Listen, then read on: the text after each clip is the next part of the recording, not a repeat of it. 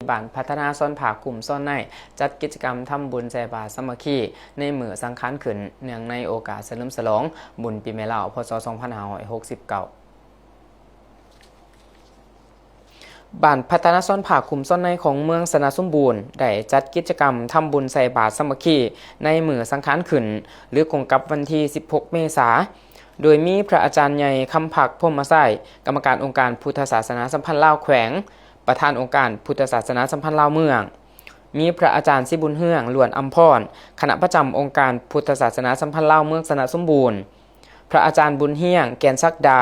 กรรมการองค์การพุทธศาสนาสัมพันธ์ลาวเมือง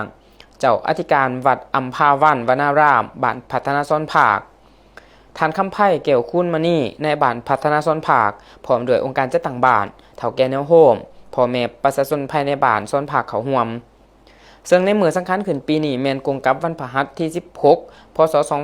2569คศ2026ซึ่งเป็นมื้อเริ่มต้นจุลศักราชใหม่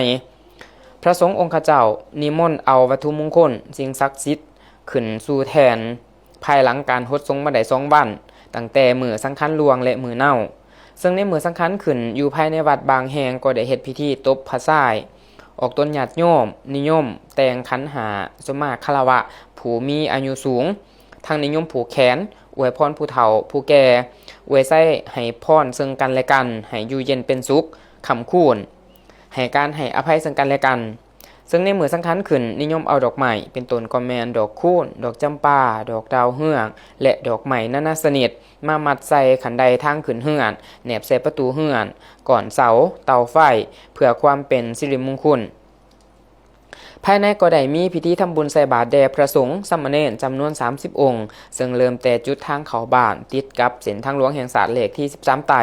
เขาหาวัดอัมพวันวนารามบ้านพัฒนาซ้นผากแล้วเขาสู่ไหวพระหับศีลถวายเครื่องสัญญาทานต่างๆแด่พระสงฆ์